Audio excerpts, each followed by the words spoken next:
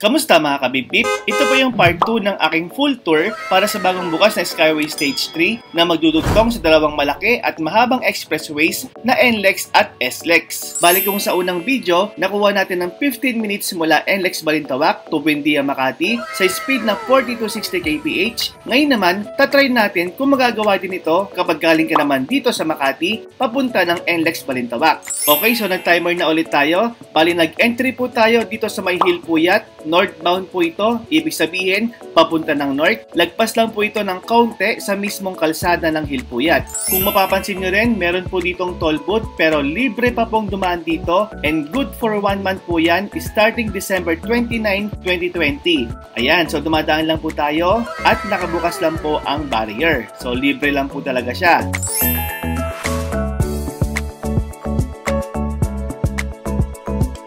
Okay, so ito pong puting pickup, obviously ay galing po sa ibang entry. Pwedeng galing siya sa NAIA, pwedeng galing sa Alabang, at pwedeng galing din mismo sa SLEX at saka na lang umakyat pa Skyway. Ibig ko lang sabihin, itong Skyway Stage 3 ay kadugtong lamang po ng existing Skyway.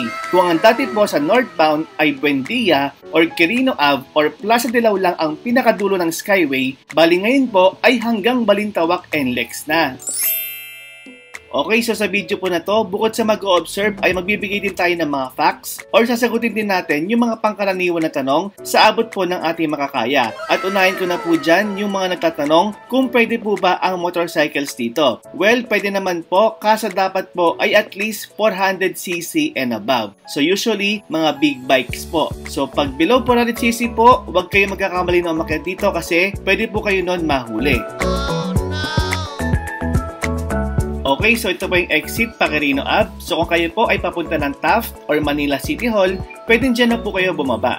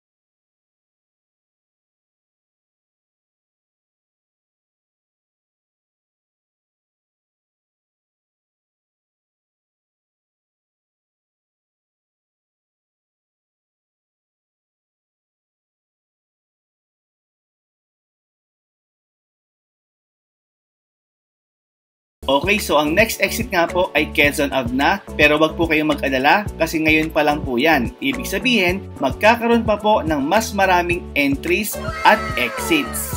So abangan po natin ang mga susunod pang access ramps. Madami-dami pa po yan. Isa-isahin na natin. So nagsimula po tayo sa Buendia or Hilpuyat.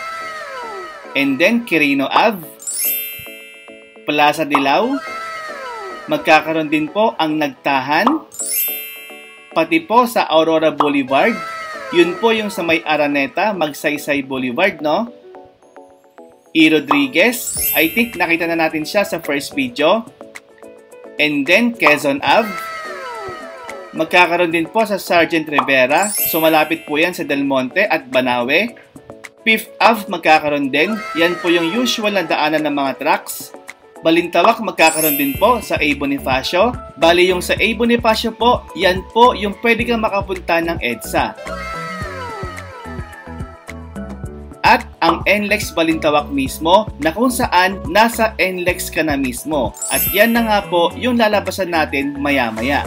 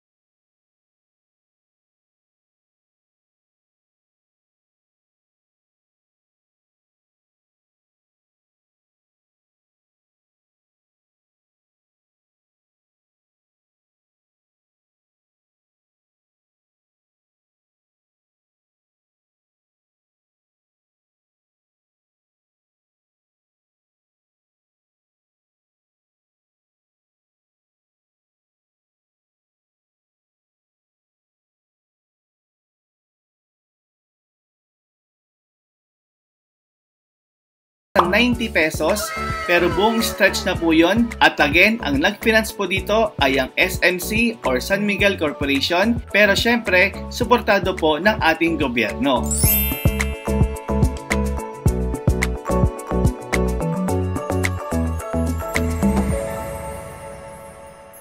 Okay, so almost 7 minutes na po mula nang umakyat tayo dito at hindi ko lang sigurado kung nasa na tayo kasi wala pa pong mga signage, pero don't worry kasi for sure magkakaroon po nito, and I think malapit na tayo sa SM Santa Mesa.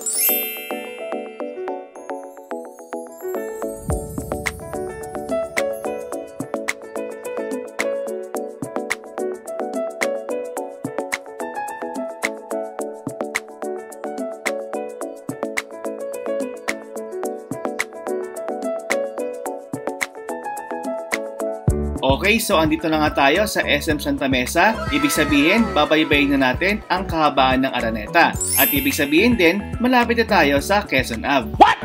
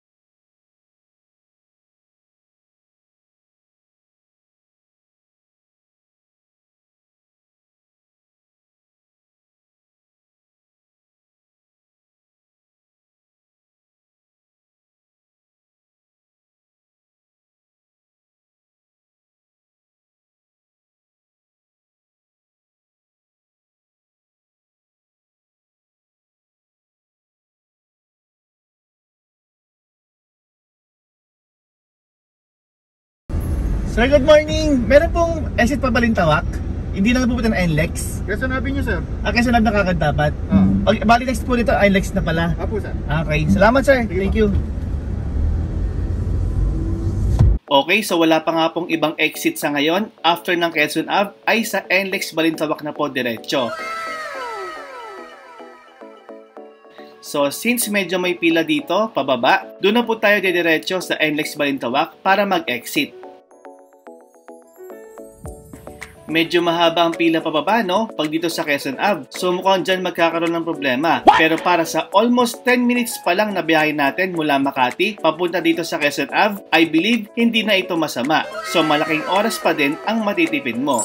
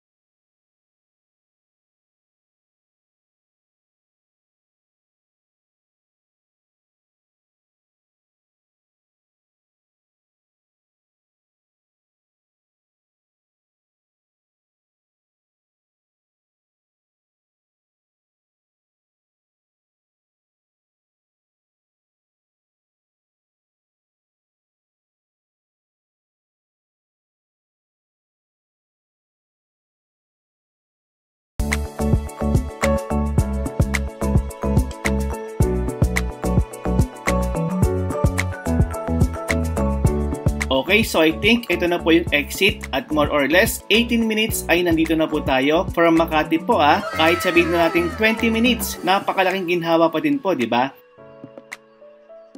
Ayan, so thank you for using Skyway. Thank you din po Skyway sa pagbabagong binigay mo sa buhay naming mga motorista kasi kahit sabihin natin na may bayad po ito, at least nakikita na natin na nagkakaroon pa din tayo ng progress. Okay, so I think hanggang dito na lang po muna. Sana may natutunan kayo sa video na to. Huwag kalimutang i-like at i-share to at i-follow na rin ako sa FB page ko. Until next time mga kabib, magabang lang at mag-subscribe.